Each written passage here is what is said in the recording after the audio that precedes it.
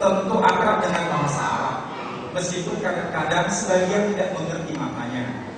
Yang Kristen mengerti maknanya karena dalam terjemahan, tapi sebagian besar tak mengerti bahasa aslinya. Jadi dua kelompok ini sebenarnya saling belajar. Nah, saya mencoba untuk membahas pertanyaan dari Bapak John tadi ya. Apakah Tuhan yang disebut Allah dalam bahasa Indonesia maupun bahasa Melayu tulisan sama, A-L-L-A-H sama, tulisannya sama, penyebutannya yang berbeda, penyebutan yang berbeza. Kalau bahasa Malaysia, penyebutannya kalau dalam komunitas Muslim menyebut Allah sebagai nama. Ilah itu bernama Allah.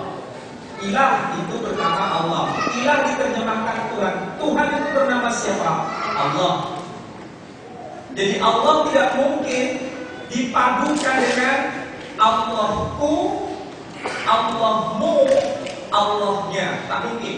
Yang betul adalah Tuhanku, Tuhannya, Tuhan mereka. Ya, itu yang Muslim. Jadi bahasa Indonesia orang Muslim Allah itu menunjuk pada nama. Sedangkan yang Kristen Allah itu tidak menunjuk, Allah A-L-L-H tidak dilafalkan Allah tapi Allah. Allah. Tapi Allah di sini maksudnya bukan Allah tapi adalah ilah. Jadi ilah. Makanya saya ambil di sini, saya ambil contoh. Kalau di dalam Islam itu la ilaha illallah itu diartikan tiada Tuhan selain Allah. Tetapi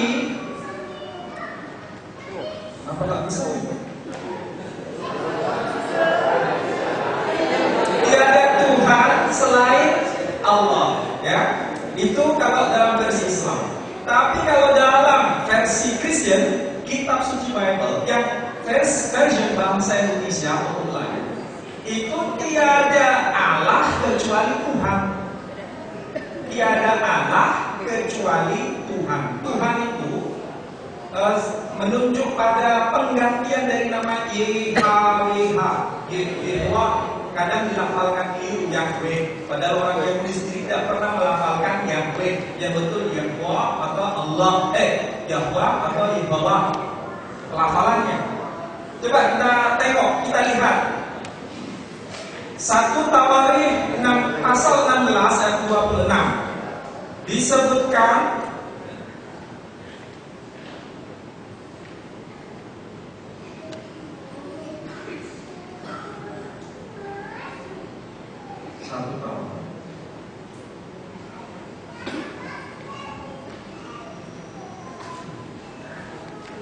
Satu Tawarikh 16:26, sebab segala Allah bangsa-bangsa adalah berhala.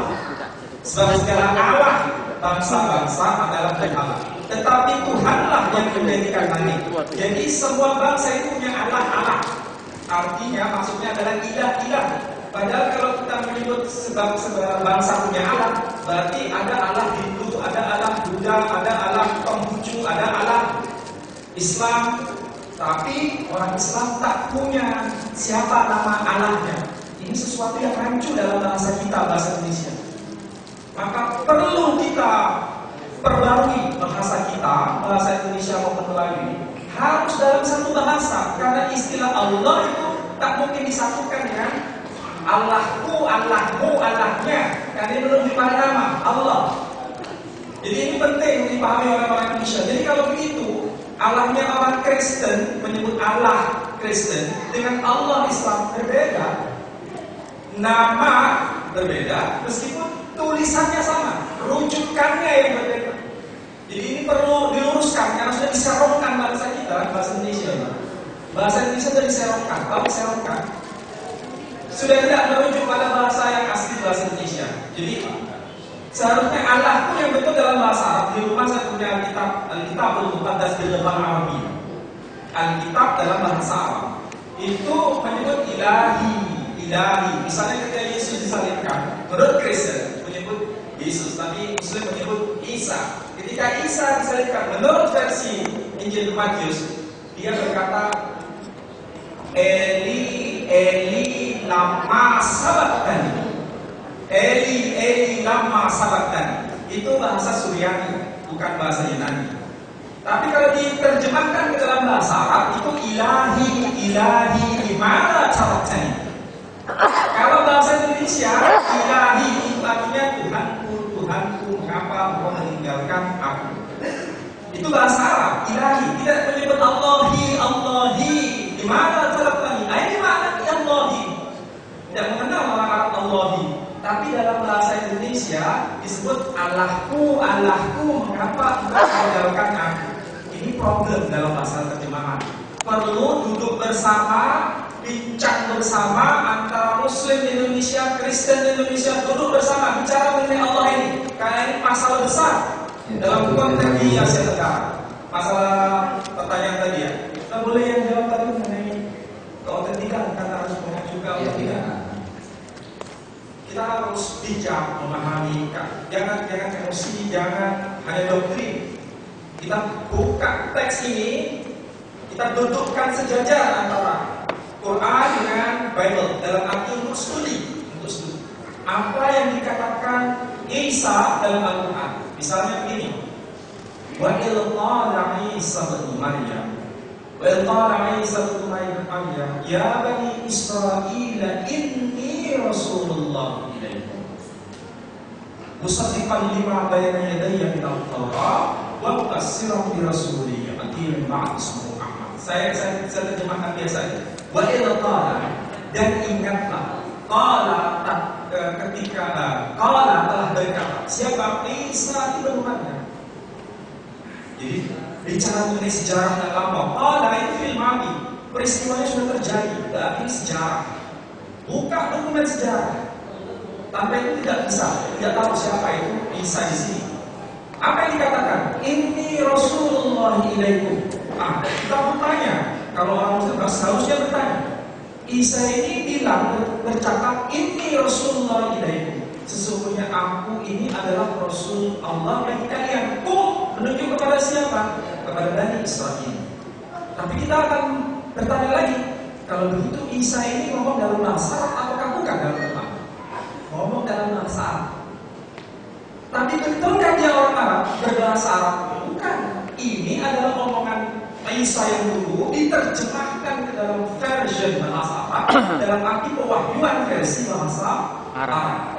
Nah, apa yang dikatakan musaddiqan lima baina yadayya min at-Taurat? Aku datang ini membetulkan apa yang ada dalam kedua tanganmu, yakni At-Taurat. Jadi membetulkan dari sesuatu yang silap, ada sesuatu yang perlu dipertanyakan. Itu menurut Quran. Kemudian yang dalam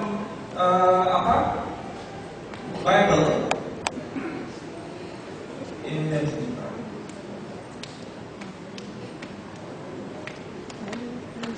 saya dibatasi waktu berbeda nyaman. Iya, waktunya memang sudah masih satu pertanyaan. Jadi saya dulu kan.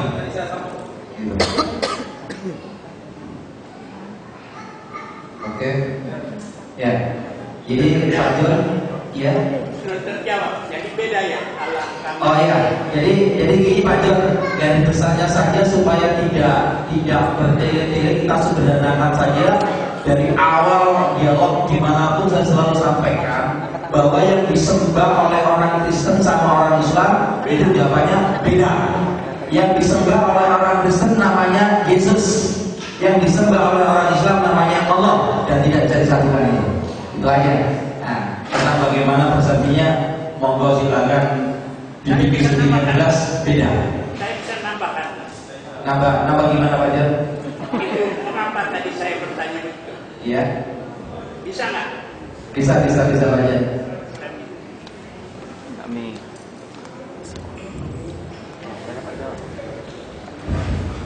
Mengapa saya bertanya begitu tadi?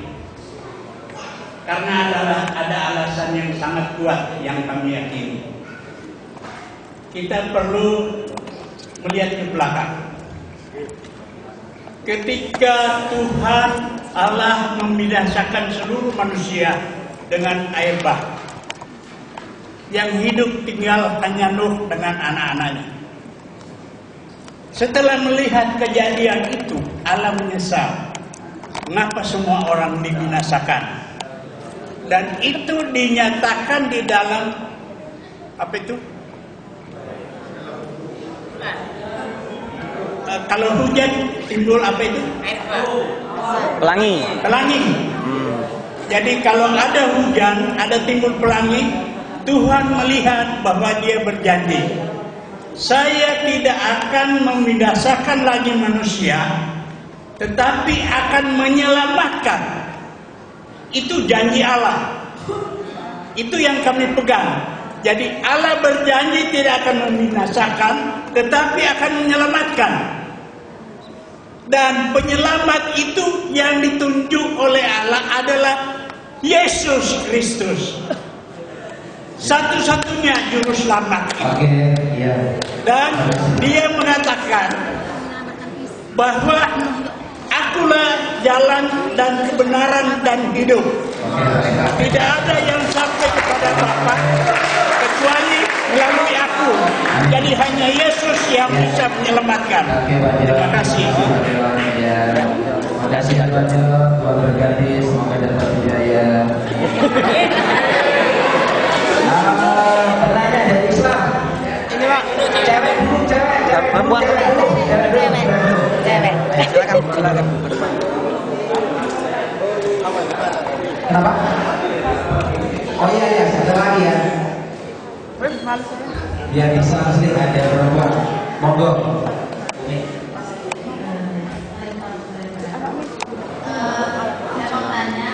Kalau memang Yesus itu Tuhan, kenapa kok datang belakangan? Terus Tuhannya Nabi Adam sampai Adam Idris Nuh sampai Nabi Ibrahim itu siapa Tuhannya? Memang cunculan Nabi Dewi. Itu saya. Kalau memang Yesus itu Tuhan, kenapa datang belakangan dan nggak pakai baju lagi? Itu saya. Mestinya kalau Yesus itu Tuhan, itu datang duluan dong. Kenapa kok duluan Nabi Adam? Terus Yesus dianggap Tuhan alasannya karena nggak punya bapak. Nabi Adam lebih berhak nggak punya bapak dan ibu dong. Saya paham, Bu. Tapi kalau marah-marah berdepan saja, Bu. Kemudian yang kedua, Loh, tadi yang pertanyaan belum tanya apa? Nah, ibu kalau nanya jangan di sana, datang langsung. Jadi biar tahu. Ya. Tadi yang ditanyakan itu apa yang pertama tadi? kalau memang Yesus Kalau memang Yesus itu itu Tuhan, kenapa datang belakangan? oh kenapa Datang belakangan? Satu. Belum ada mestinya kalau Tuhan itu. Ya mungkin buruknya belum ada, Bu. Buruknya belum ada. Oh, belum Iya, belum ada. Oke ya. Pertama yang kedua, Bu. Kalau memang Yesus itu Tuhan, Bapak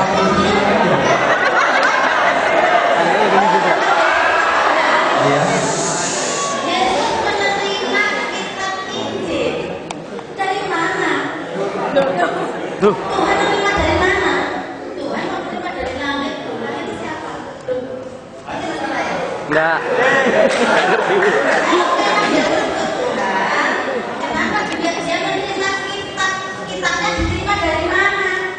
Berarti dari Tuhan Allah toh? Ngerti maksud saya? Ton. Berapa Bu yang ditanyakan, Ibu? Banyak amat. Pun Bu. Oke, yang pertama. Kalau orang Islam, kalau orang Islam percaya kepada Taurat, Zabur, Injil, Al-Quran. Iya. Nah. Tapi Iya. kalau orang Kristen kenapa? Karena nggak dipercaya kok nggak hadir ya? Iya. Kalau memang satu lagi. Banyak nggak apa-apa, Bu? Iya.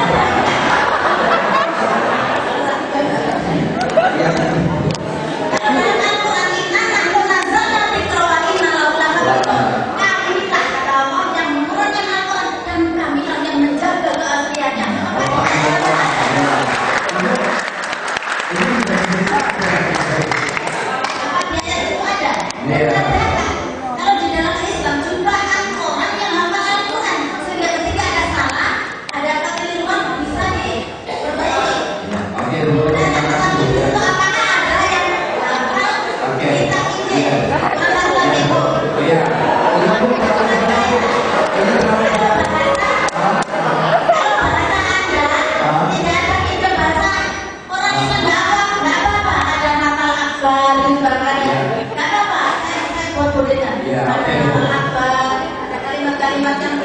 Ya, oke Bu, terima kasih ya.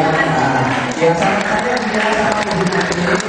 Kalau ada program dialog kalau mau tanya lagi, tolong kalau tanya dengan senyum Bu ya, yang ada. Oke, monggo Pak Mandu silakan jawab. Terima kasih Bu. Sebenarnya ini kan pertanyaan doktrin. Saya sudah berbuka kita jangan diarahkan ke doktrin. Cuma kita pada tema kita. Tapi nanti kalau saya tidak jawab kan ibunya nggak tidur nanti. Jadi saya jawab. Ibu, kenapa Yesus itu adalah Tuhan? Kenapa Isa Al-Masih itu adalah Tuhan? Kalau dia adalah Allah, kalau dia adalah Tuhan sendiri, kenapa dia datang belakangan? Nah, saya akan jawab dari Injil Yohanes dikatakan begini. NRG, hen hologos, kai hologos, hen pros onteo, kai theos, hen hologos. Artinya gini, NRG pada mulanya. Ini sejajar dengan kitab Taurat Kejadian 1 ayat 1 pada mulanya. Pada mulanya. Nah, lalu NRG, hen hologos. Kata hen di sini adalah pada mulanya adalah firman. Kata hen di sini adalah pada mulanya dahulu kala. Hen. Dahulu kala yang sangat dahulu kala, artinya sejak Allah ada, Logos itu sudah bersama dengan Allah. Dikatakan di sini NRG, hologos, pada mulanya adalah firman, kai hologos, dan firman itu gen pros onteo. Dan firman itu bersama-sama dengan Allah. Kata pros itu artinya sama atau tinggal dengan Allah, bersama dengan Allah, sehakikat dengan Allah. Dikatakan hologos dan pros onteo, kai theos dan hologos. Ini yang sama dalam terjemahan bahasa Indonesia. Karena kalau dalam bahasa aslinya adalah kai theos dan hologos, tapi kalau dalam bahasa Indonesia dan firman itu adalah Allah.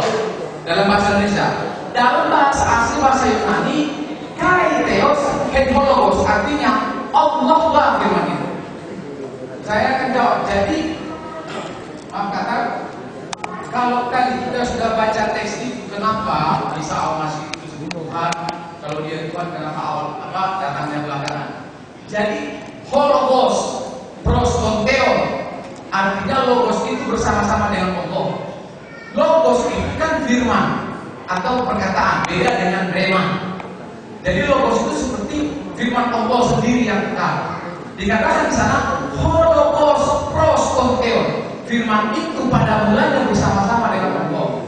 Sama seperti saya,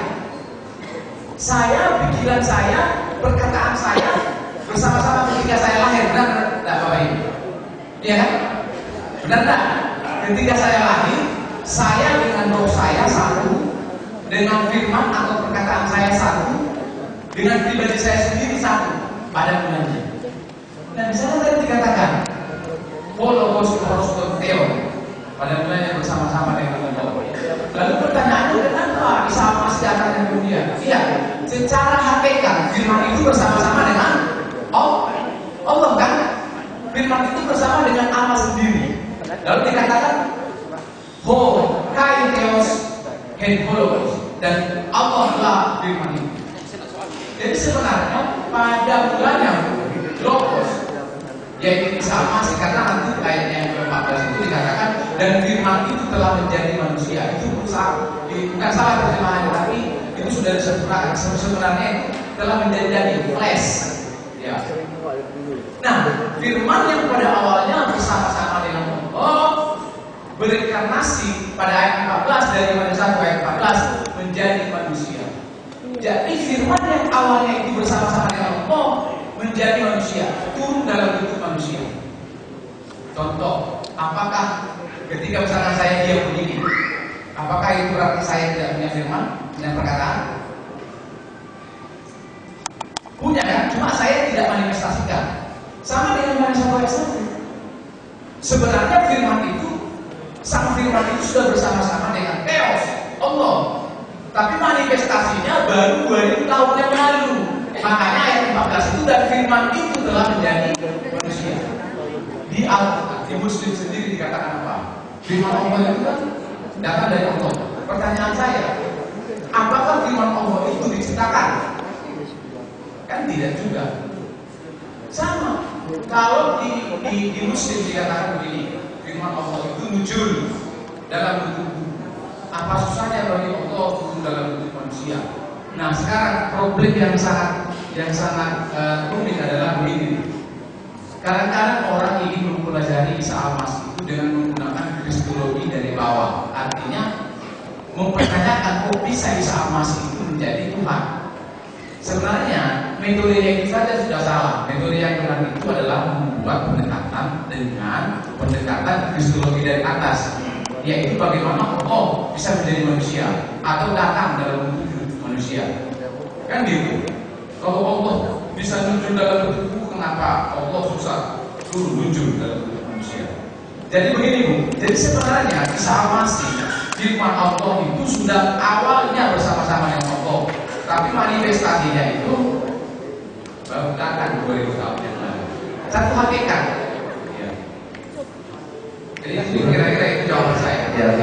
Nah, untuk masalah tadi Al-Quran, Taurat dan Zabur, sebenarnya kan di Al-Quran itu dikatakan bahwa kita harus percaya kepada, contohnya di kita Bapak Ibu ya,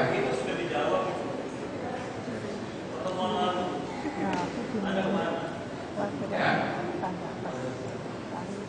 masalah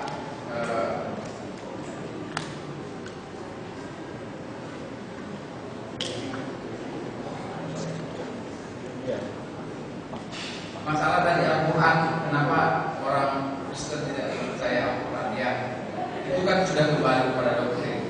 Itu saya sudah katakan dari awal kepada Pak Moderator, mari kita jangan lari dari doktrin. Kalau doktrin itu sudah tidak, coba mari kita jujur kepada sejarah, karena tema kita adalah originalitas Alkitab dan Al-Quran.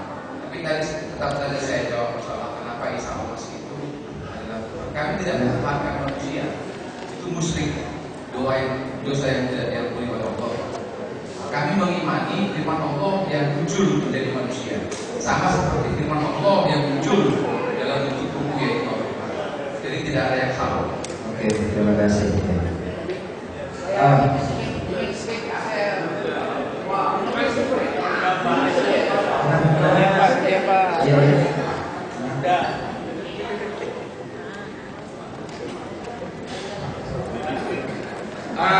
Tadi Bapak Ful beritahu ialah bisa dilakukan. Saya memang pangeran Manur. Ya Bapak. Kalau kita baca, eloklah saya kenalkan saya Muhammad bin Abdul Sekitar Muhammad bin Ibrahim. Betul ada kami beribu dengan ada sekitar pendatang. Pertama pada saya punya kesempatan di sini ya. Jadi Bapak Manur, kalau kita baca ayat Lukas, yaitu kalau ayat Lukas, kalau kita tengok, saya kutip daripada bahasa Injil bahasa, cuba kita perhatikan betul. Ben Anusa, Ben Sis, Ben Adam, Ibn Allah. Kalau kita terjemahkan dalam bahasa Yahuda, dalam bahasa Arab yang lain, ialah apa dia? Anak Anusa, anak Sis, anak Adam, itulah. Itu di ayat yang berapa? Ya, 3.38. Berapa? 3.38. Berapa? 3.38. Lukas. Kalau masalah saya 3.38. Oh, ya. Ya, ayat yang berapa? Oke, terima kasih Pak. Jadi dalam bahasa Indonesia adalah begini: anak Enos, anak Sis, anak Adam, anak Allah. Betul. Dalam bahasa Inggrisnya ialah the son of Enos, the son of Seth, the son of Adam, the son of God. Nampak kan? Jadi saya nak tanya pada Pak Nur ialah, kalau saya mengambil bahasa Arab yang tadi, yaitu itulah itu ialah anak Allah. Berarti Adam itu ialah anak kepada Allah, yaitu Sis ini ialah cucu kepada Allah. Kalau yang ini apa? Anusa itu cicit kepada Allah. Berarti nabi-nabi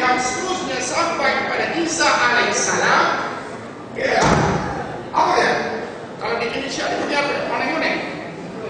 Apa yang maksud? Cucu. Oke, Bapak bisa dipersingkat karena waktunya. Jadi saya beritahu, apakah Pak John dikatakan ini Yesus itu ialah Tuhan? Kalau begitu, apakah itulah itu Bapak Tuhan yang termasuk dalam Trinity Kristen? Yaitu Bapak Tuhan, Anak Tuhan, Tuhan Maha Kudus. Apakah yang membesarkan perkara ini? Ya, terima kasih. Terima kasih ya. Saya pikir tidak perlu dijawab, nanti dijawab dengan pertanyaan lain yang dijawab tadi. Ini bicara. Ya, ini ya. Ya, ini dari Kristen dulu, tadi dari Islam begini. Gini ya, supaya nanti juga dari pembicaraan Kristen tahu, saya jadi moderator nih, orang juga kemana-mana. Jadi supaya tahu, dimanapun berada yang namanya debat dialog, walaupun itu sengkutnya internasional pun, itu memang tidak bisa pas dengan apa yang ada di tema. Kalau sudah orang lagi berbicara, itu memang sudah pasti akan mengarahnya. Tapi yang paling penting satu, tidak keluar dari Bible dan Quran. Yang kedua, yang paling terpenting lagi, nggak nanyakan nomor togel, itu aja sudah. Pertanyaan dari Kristen.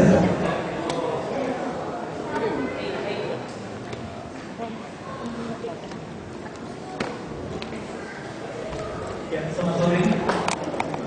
Saya mau tanya ke Pak Masud ya tentang sabang qiraah 7 huruf dalam saya bacakan ya. Saya kutip dari hadis Imam Bukhari. Ada satu peristiwa yang menarik.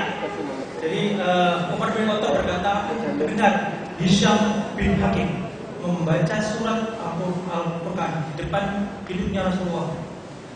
Aku mendengar bacaannya, tiba-tiba ia membaca dengan beberapa huruf yang belum pernah Rasulullah membacakannya kepadaku, sehingga aku hampir beranjak dari sholat. Kemudian aku menunggunya sampai salam. Setelah itu aku menarik sorbannya dan bertanya, siapa yang membacakan surat ini kepadamu? Ia menjawab, Rasulullah yang membacakan kepadamu. Aku menyela, dusta, demi Allah, ya Rasulullah, setelah membacakan surat ini, aku dengar dari yang membaca ini. Saya lanjutkan. Setelah itu aku pergi menghadap Rasulullah lalu bertanya, wahai Rasulullah, aku mendengar lelaki ini yang membaca surat Al-Quran dengan beberapa huruf yang belum pernah engkau bacakan kepadaku, sedangkan engkau sendiri telah membacakan Al-Quran kepadaku. Rasulullah menjawab, hai Umar, lepaskanlah dia, bacalah Hisham. Kemudian bacaan tadi aku dengar dan seketika yang bacanya Rasulullah bersabda, begitulah surat itu diturunkan. Sebab menyambung sabdanya bahwa Al-Quran ini diturunkan atas 7 huruf, maka bacalah paling mudah. Maka bacalah paling mudah. Nah, ini yang saya mau tanya. Ada satu peristiwa di mana pembacaannya berbeda. Ada yang berbeda. Ada yang menafsirkan 7 huruf ini qiraah bacaan. Nah, pertanyaannya, ini Hisham dan Umar itu atas satu suku atau berbeda suku? Kenapa kok kalau memang sama dialeknya, kenapa kok tiba-tiba Umar kaget begitu bacanya beda? Itu pertama. Terus kedua, Nabi Muhammad berkata, Quran diturunkan dalam 7 huruf. Saya baca ditafsirkan itu 7 qiraah. Nah, pertanyaan saya itu qiraah apa ya? Qiraah itu apa? Sampai sekarang memang dialek logat itu dialek apa? Sampai sekarang itu gimana? Quran yang 7 qiraah itu gimana sekarang? Kalau dialek, sekarang kalau misalnya ini dialek, kembali lagi pertanyaan tadi awal, kalau dialek huruf Arab pada waktu itu hurufnya tidak ada kan sama seperti kita ngomong Bank Mandiri. Tulisannya kan BNKMDR. Orang bisa baca Bank Mandiri, Bank Mundur. Nah, itu yang saya tanyakan. Kalau memang itu berbeda, jadi hurufnya berbeda. Kenapa zaman Utsman dibakar? Dan Utsman membuat jadi satu qiraah saja. Padahal Nabi Muhammad bilang diturunkan dari 7 qiraah. Atas otoritas siapa? Padahal jelas-jelas Nabi Muhammad bilang turun dari 7 langit. Oke. Ya, monggo Ustaz tidak dengan ringkas padat supaya kita bisa kejar waktunya sudah mau masuk ke asar. Monggo Ustaz. Ya, terima kasih. Pertanyaannya cukup lebih memperjelas kenapa ada kira sabta 7 perbacaan. Gampangnya gini, biar nggak pusing-pusing. Antara dialek bahasa Indonesia, antara bahasa Indonesia dan bahasa Malaysia, saya sering diingatkan tolong kalau di Malaysia jangan memakai kata membutuhkan. Membutuhkan itu apa artinya? Sama dengan memerlukan. Padahal bahasa Melayu itu kan juga serupa dengan bahasa kita.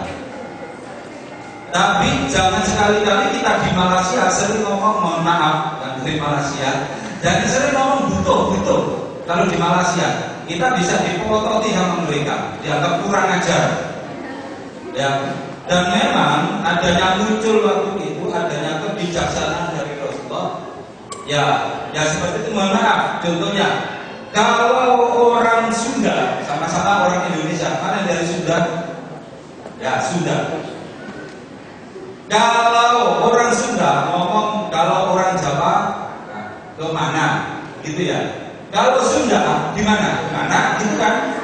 Karena dari kata-kata maka. Nah, terus terang, bagaimana kalau kita mohon maaf ibu, kalau kita orang Jawa, Indonesia Jawa ngomong tempe, ayo. Yo, jangan diomong sekarang. Nah, itu aja bisa ya dipahami ya. Nah, itu antaranya. Ditambahi Pak Ali.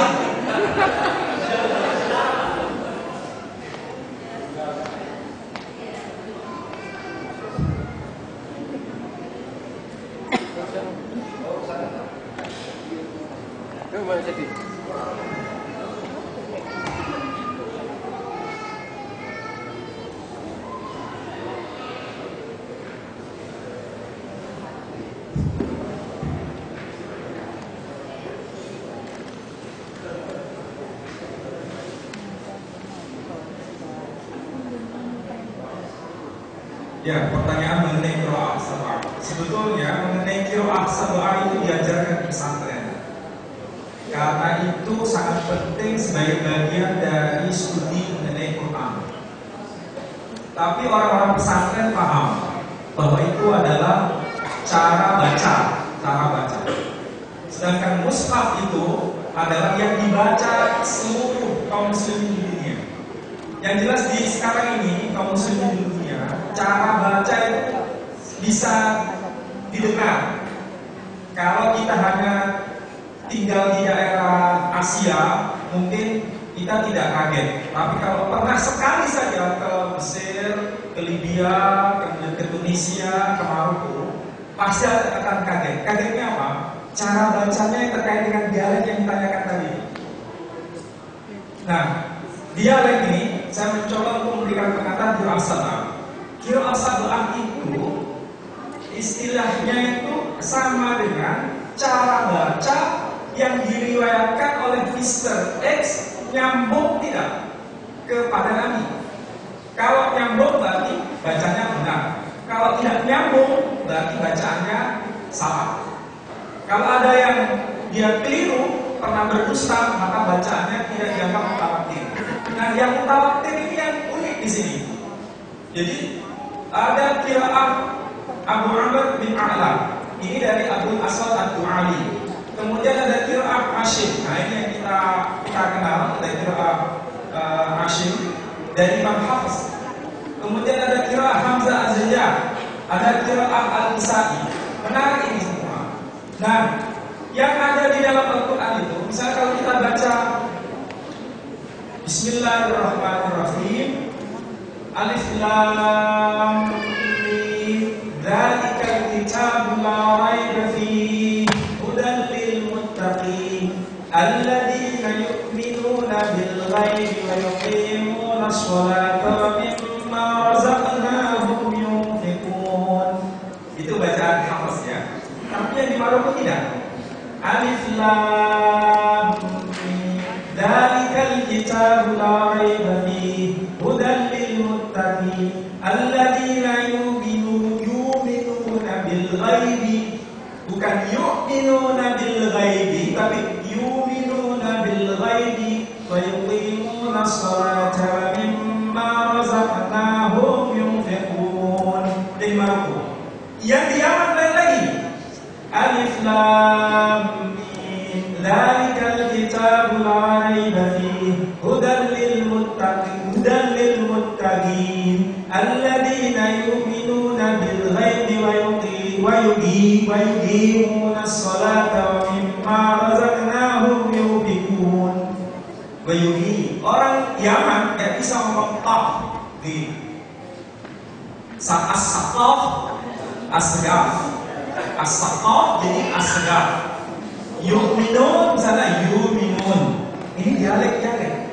Jadi Nabi mengesahkan itu karena orang Arab itu bukan satu kabilah, banyak kabilah. Mushaf Utsmani menyatukan karena wahyu diturunkan dalam dialek Quraisy. Dialek Quraisy itulah yang menyatukan agar dialek-dialek kita tidak terlalu banyak, maka disatukan dalam satu pewahyuan karena wahyu diturunkan dalam versi dialek Quraisy. Makanya disebut bahasa Arab dialek Quraisy itu Quran. Berbeda dengan bahasa Arab pada umumnya. Nah itu kalau kita belajar mengenai qiraat supaya nanti bisa paham mengenai itu. Terima kasih. Oke? Apa? Oh ya sebentar dong. Kalau tanya sebentar ini belum selesai. Sebentar habis ini. Tenang, nanti saya kasih waktu tanya. Ya. Nanti habis juga saya kasih waktu tanya.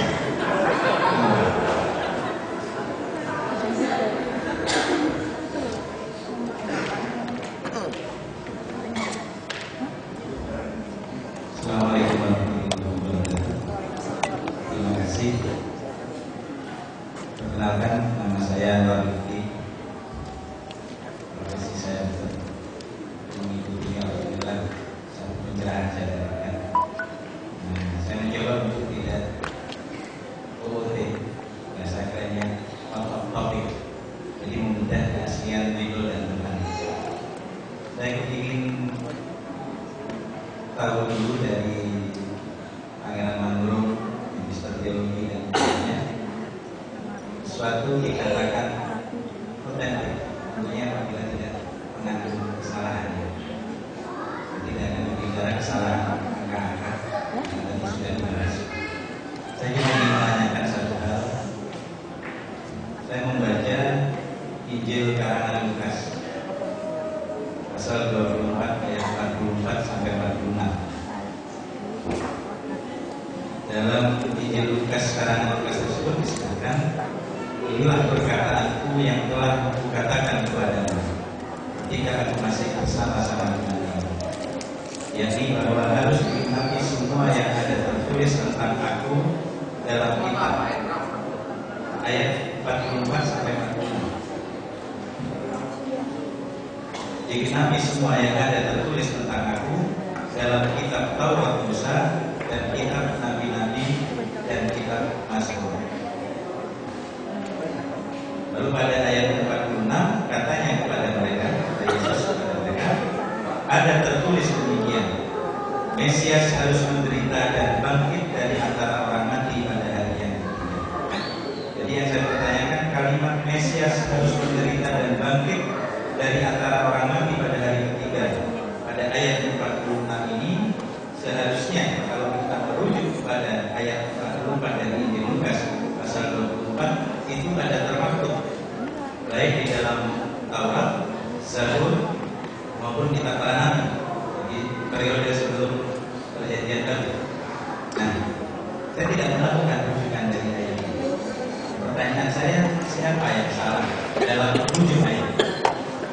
Yesus kan yang salah mengatakan bahwa dia mengatakan hal itu seperti yang dikatakan Musa dan yang lain, ataukah Lukas yang mengada-ngada melakukan satu kebohongan dengan mengatasnamakan Yesus alaihissalam?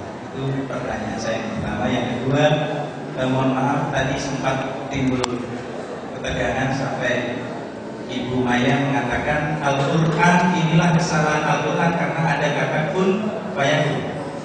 Saya coba membantu menjawab. Jadi mungkin karena sedikit tegangnya sehingga tidak terjawab. Jadi Ibu, kalau disamakan dengan Adam itu ada proses.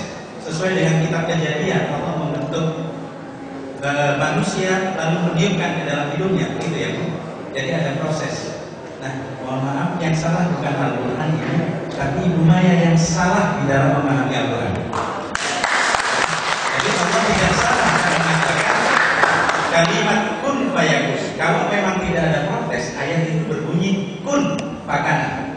Itu qaidah bahasa Arab. Tapi dalam Al-Quran dikatakan kun fayakun. Jadi Allah mengatakan jadilah, ada proses itu sampai terjadinya manusia. Jadi itu koreksi saya untuk Ibu Maya.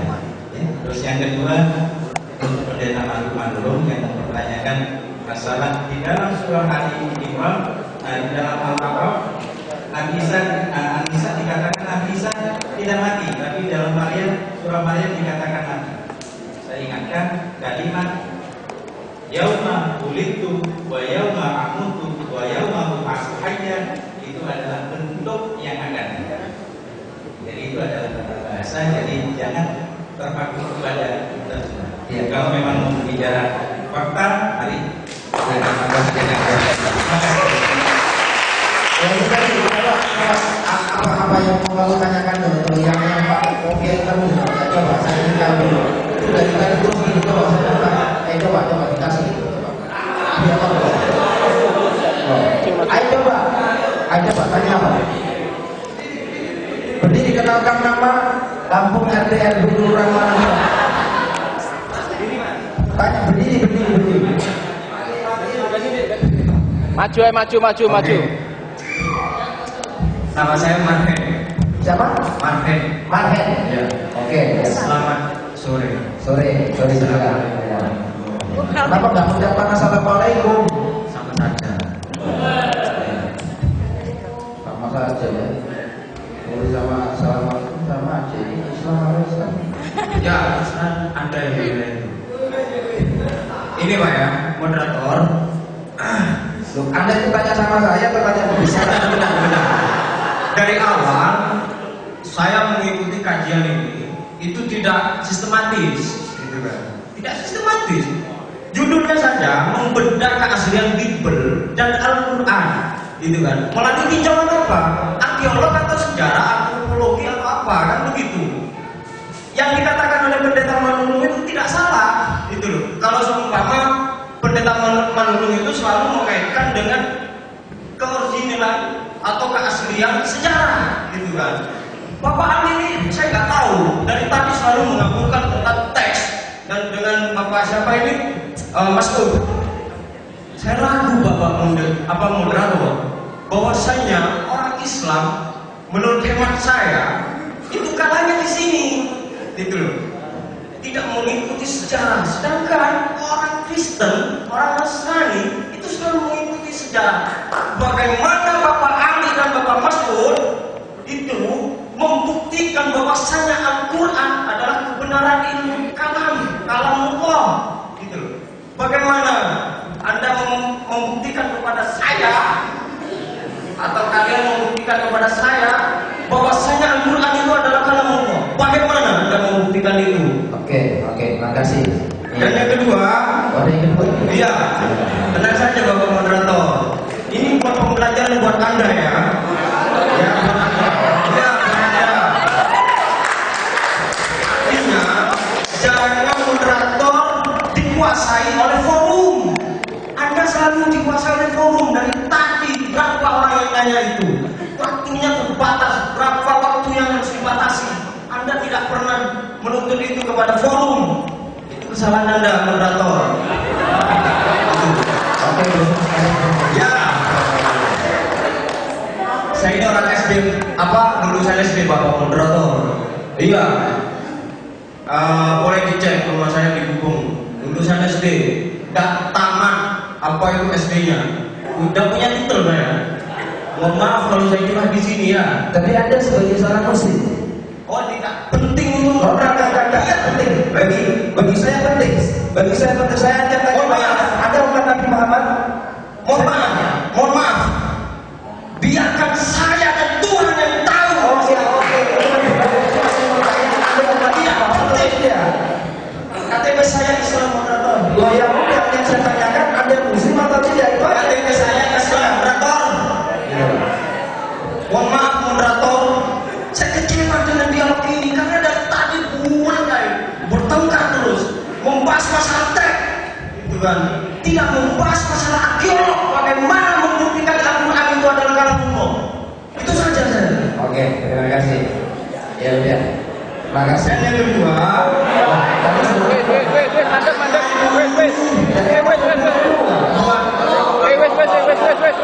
buat pendeta umum, biar adil, kan nanti ada toleransi di sini, biar tidak kuat, gitu loh.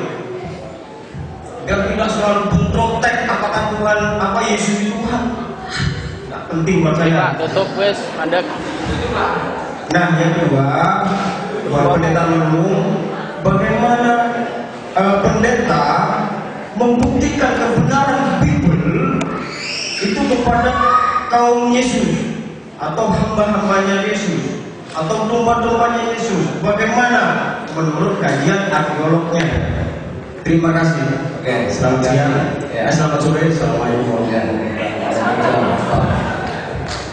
Ya oke, mungkin langsung Bapak Nur bisa menjawab. Silakan monggo. Yang pertama tadi masalah anak alam dalam Lukas 8 ayat 32 yang sudah dikatakan oleh Bapak Indonesia. Ini yang kita sudut pandangnya kita berbeda.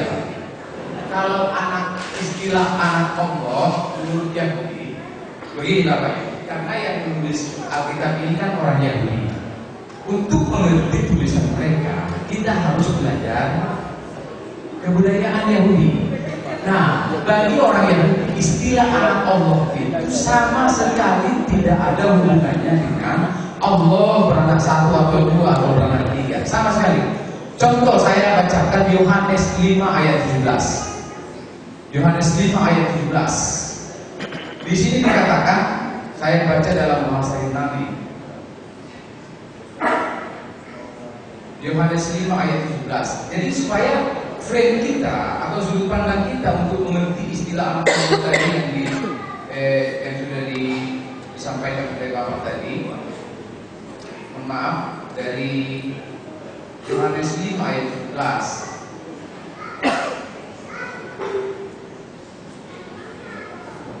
Yohanes 5 ayat 17. Hode iseu apek derivato autos ho pater. Lalu dia berkata, Bapakku. Ini konteksnya ketika Isa Al-Masih berkata kepada orang-orang Farisi yang tidak suka dengan Isa Al-Masih. Isa Al-Masih berkata dalam pasal ini, ho pater. Sebenarnya di sini sudah jelas sebenarnya di dalam ayatnya yang jelas dalam bahasa Indonesia, tetapi dia berkata kepada mereka, Bapakku bekerja sampai sekarang.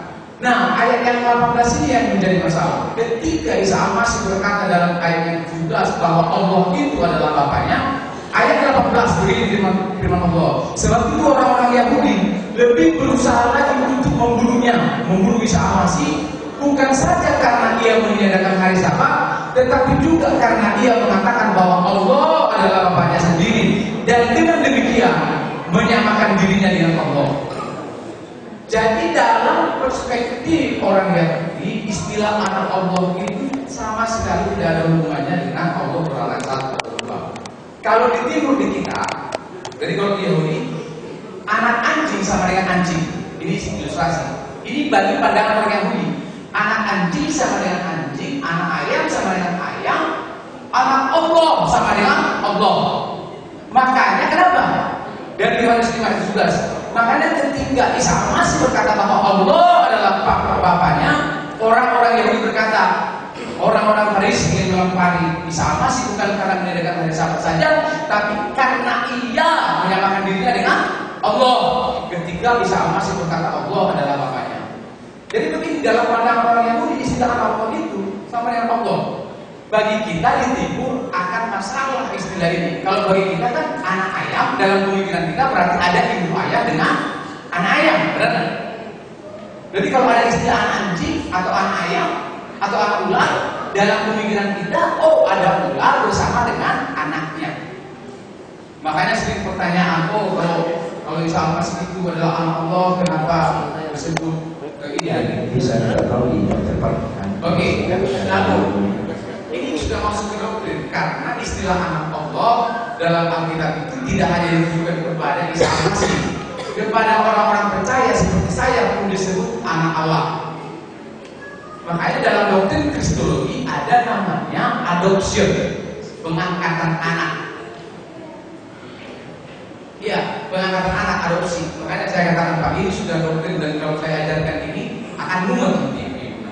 Karena ini sudah doktrin yang lebih dalam. Ada istilah adopsi dalam Kristologi ini juga tentang Isa Al-Masih. Iya. Jadi anak Allah, istilah anak Allah di sini jangan dipahami seperti dalam Lukas 8 ayat 32, jangan dipahami sebagai istilah anak Allah terhadap Isa Al-Masih, karena itu berbeda. Yang kedua tadi pertanyaan tentang apa lagi Pak? Pasal 24 itu sebenarnya dalam Yudas 1 ayat 17. Jadi dalam teologi kekristenan itu ada namanya tipologi Pak. Tipologi itu dari kata tipus, tipe, seperti penggambaran. Sama seperti ketika Nabi Yusuf dijual, begitu juga Isa Al-Masih dijual, seperti Nabi Yusuf dijual 30 perak, begitu juga Isa Al-Masih 30 perak. Ketika jubahnya Yusuf dibagi-bagikan, sama seperti Isa Al-Masih jubahnya dibagi-bagikan ketika beliau disalibkan. Ada tipologi. Nah, menarik dari pertanyaannya, kenapa dalam Lukas 8 ayat 30, Lukas 24 tadi ada istilah dari nas 3 hari 3 malam. Itu sebenarnya tipologi dari Yunus 1 ayat 17 ketika Nabi Yunus ada diturunkan 3 hari 3 malam. Karena apa? Kalau baca dalam Matius 4 yang saya tanyakan bukan tipologi 3 hari 3 malam, tapi rujukan Lukas. Apakah Lukas yang salah rujuk atau Yesus yang salah rujuk? Mungkin ada kesalahan membuka ayat. Tidak ada. Karena ini paralel dengan apa yang dibuatkan dalam Perjanjian Lama. Contoh Mazmur 22. Oke, bacakan. Mazmur 22. Di situ jelas bahwa Mesias itu akan dibunuh, akan mati, akan menderita dan seterusnya. Lalu banyak sekali ayatnya Pak. Dalam Yesaya 53. Tolong dibacakan, tolong dicantumkan. Apakah betul yang tercantum di dalam Mazmur yang Anda katakan itu seperti yang dikatakan oleh Yesus? Ini masalah Mesias harus mati. Ini kita tidak berbicara paralel atau seru ya. Tapi Yesus mengatakan seperti yang sudah dikatakan itu pasti berarti. Dari saya. Jadi ayat yang dikatakan Yesus itu pasti ada di dalam Taurat, pasti ada di dalam Zabur. Ini masalah. Nah, itu masalahnya. Karena begini, dalam pelajaran Alkitab itu Pak, ada lagi doktrin-doktrin yang terbagi-bagi. Nanti ada lagi jenis-jenis penafsiran. Kita tidak berbicara penafsiran. Ini meterman. Ayatnya meterman. Kalau meterman kita harus jadikan. Ya, sebentar. Kita tidak bicara kontekstual. Ya, sebentar Pak. Kalau pertanyaan dengan penjawab sendiri dia Pak, beda lagi. Jadi biarkan kalau sudah ada pertanyaan, biarkan dijawab tentang proses dijawabnya. Nanti ketemu di rumah pribadi aja gitu.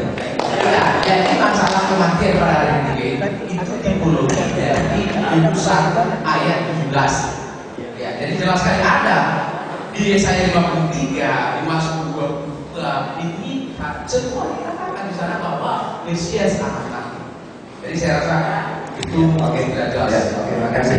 Ya, pertanyaan dari Kristen. Pertanyaan dari Kristen. Ada? Oh iya, iya, silakan.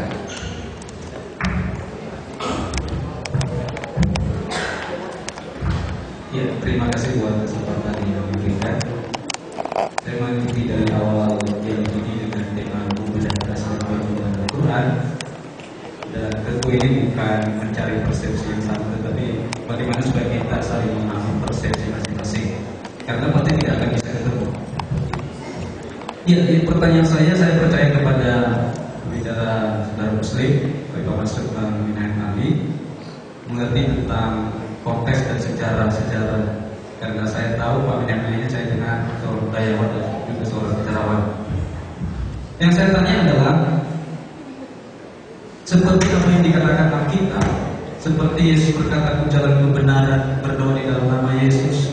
1, 2, 3 orang berkumpul di dalam nama Yesus dia hadir." Terus menyertai orang sampai pada akhir zaman. Ini pernyataan-pernyataan ini hanya bisa disampaikan oleh Tuhan sendiri. Kalau 1 atau 2 orang berkumpul dalam nama itu nggak bisa kalau manusia. Pertanyaan saya kepada moderator, kepada pembicara Muslim, apakah teks-teks ini ada sejak awal atau tidak? Sejak abad 1 Masehi? Karena Pak Masud dan lain-lain pasti dipelajari. Ada enggak? Kalau memang ada, apakah lazimkah pada zaman itu seorang nabi biasa atau seorang manusia biasa memakai kalimat-kalimat seperti ini? Kalau pemainnya kita katakan sudah dipalsukan, bagaimana kita membuktikan? Pastikan ada pembandingnya, ini asli atau bukan. Tadi sudah disampaikan bahwa Mas Yud jauh-jauh dia mengutip Quran bahwa Yesus itu sama dengan Adam. Menurut saya nggak usah jauh-jauh, Yesus itu sama dengan saya pada saat Yesus hidup di dunia, sama dengan manusia. Tetapi samanya itu di mana? Menurut saya, samanya itu di mana? Saya juga sama dengan Pak SBY, tetapi ada samanya, ada bedanya. Samanya ya sama-sama manusia, tapi Pak SBY posisinya beda dong. Saya masyarakat, dia presiden. Tentu nggak bisa dijawab disamakan semua. Ya, itu aja pertanyaan saya. Seperti yang dikutip tadi disampaikan saya sedikit saya tanggapi, sekaligus tadi menjawab nanti. Seperti yang disampaikan penanya yang sebelum saya, mengutip Lukas, itu menurut saya itu ada dalam perjanjian lama, tetapi tidak persis harus literal. Dia mengutip apa-apa saja yang disampaikan, tapi secara konsep dalam perjanjian lama itu ada. Dan tentu konsep ini bisa nanti dijawab oleh apakah benar ada nggak kalimat-kalimat pada zaman awal pertama sejak Yesus hidup, baik dalam Suryani, bahasa Suryani atau Arabik, maupun dalam bahasa Yunani. Tadi Pak Yang Ali menyinggung juga tadi, apakah perjanjian baru itu ditulis dalam bahasa Yunani atau bahasa Arabik? Kalau di dalam Matius pasal 24 dikatakan, ini dalam Al-Quran itu kan bahasa Aramaik. Sekarang pertanyaannya ada lanjutannya, Eli dalam sebab tadi artinya alatku, dia terjemahkan dalam bahasa Yunani. Secara logika, oh memang benar perjanjian baru itu ditulis bahasa Yunani. Tidak mungkin Aramaik diartikan pakai bahasa Aramaik. Jadi itu pertanyaan saya. Terima kasih, mohon berganti. Ya, oke. Pertanyaan besar selanjutnya mungkin disimpan habis ini sekalian dijawab. Pertanyaan besar yang selanjutnya, ya silakan.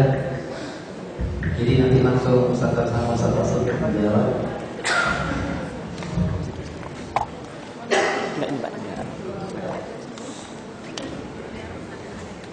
Bismillahirrahmanirrahim. Pertanyaan saya tujukan ke Ustadz Masud dulu.